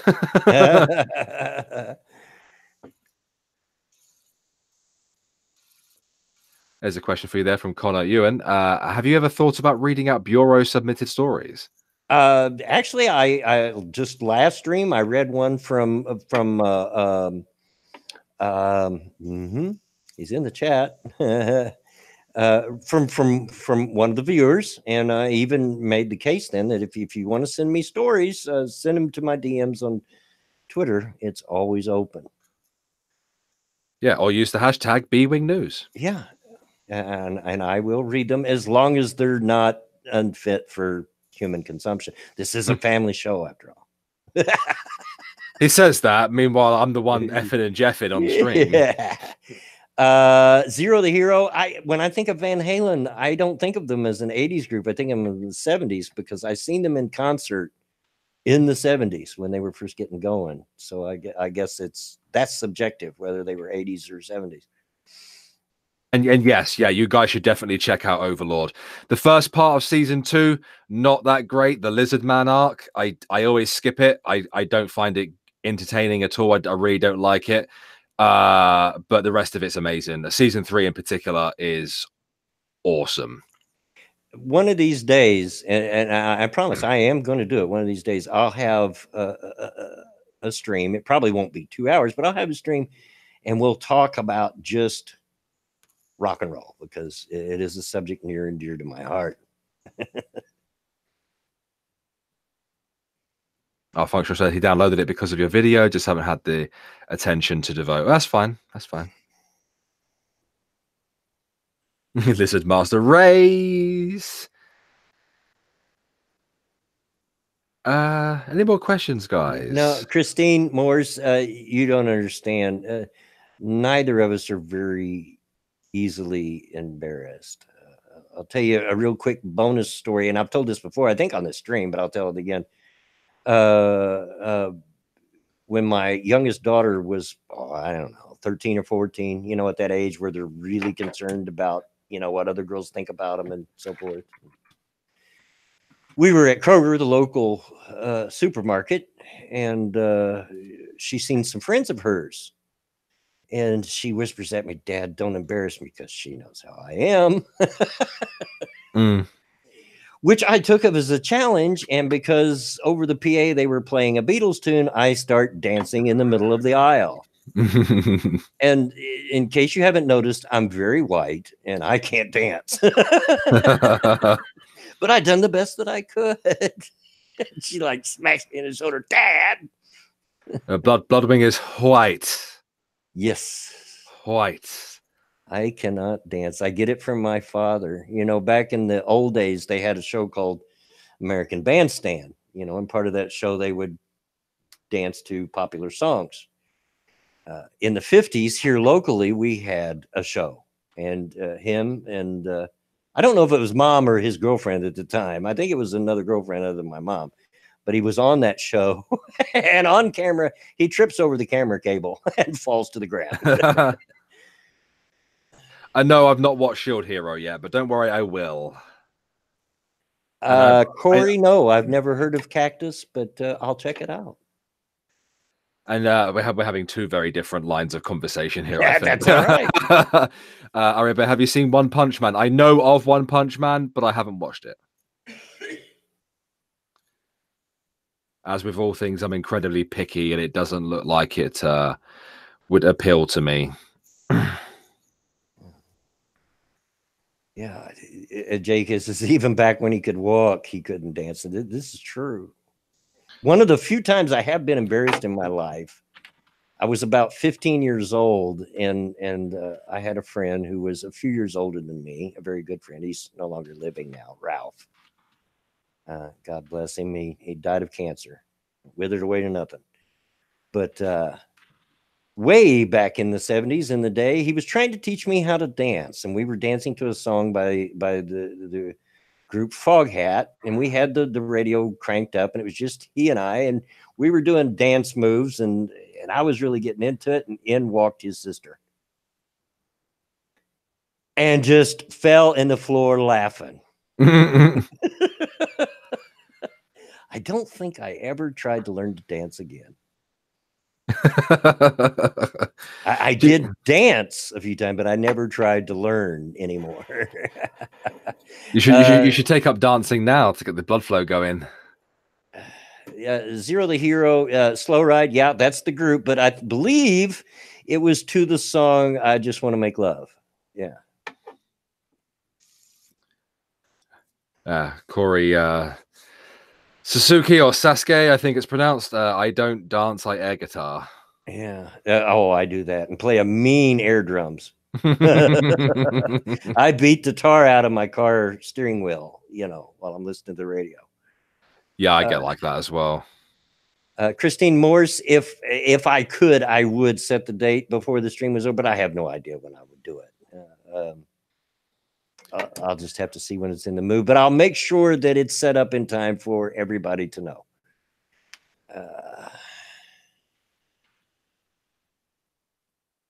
What is it called? Shield Hero?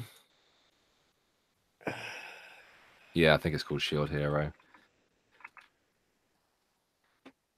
I do not believe it's on Netflix.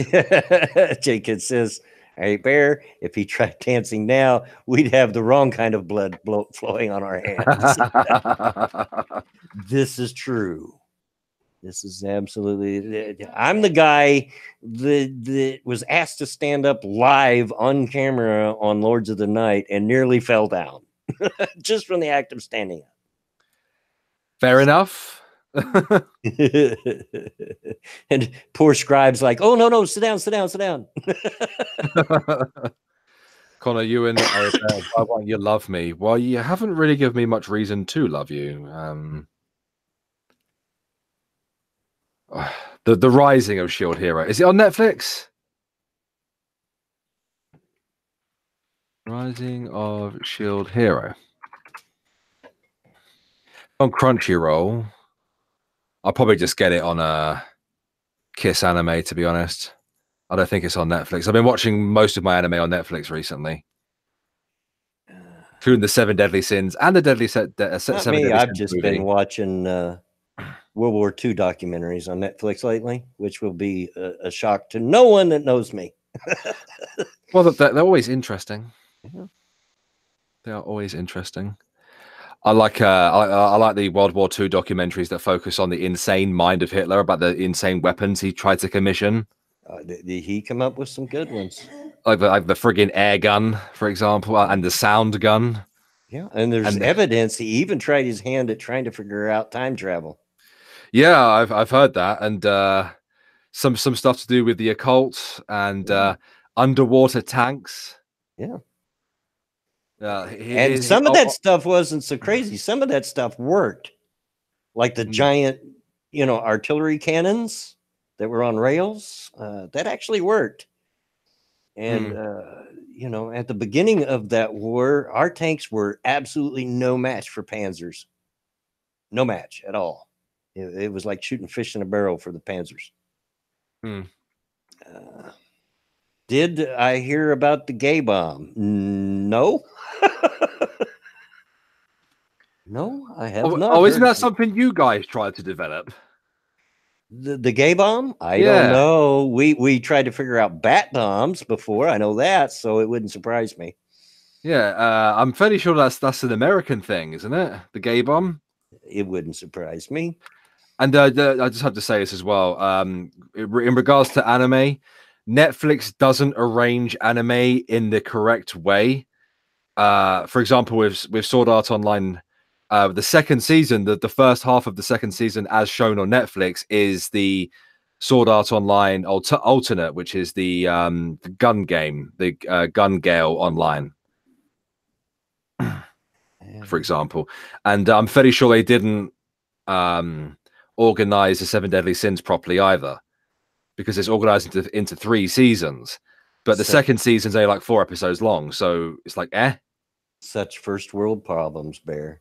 I know. I'm not complaining. I'm just there are people asking me like, oh, what's your thoughts on season 2? Well, the thing is, season 2 might be different to what season 2 is to me. Yeah, I got you. I'm not complaining. I'm not. Dr. House says gay bomb blast Madonna at the enemy. There you go. Yeah. And having said that, it's a couple minutes past. Time to end the stream. So thank you, chat. Thank you for coming out, for the support, the likes, the shares, and for the donations. You guys are a great bunch. I couldn't ask for a better bunch of subs. I really couldn't. Bear, thank you as always. Anything you want to show? Yes, I released a brand new video over on Irate Alex earlier on today, where I do a nice reaction video to a absolutely insane German forklift safety video. Go give that a watch, guys. Absolutely. And remember, Redneck Radio is every Tuesday, Thursday, and Saturday at 2:30 p.m. Eastern Standard Time. So catch us on Tuesday. This is Saturday, isn't it? Gosh, I lose track of days.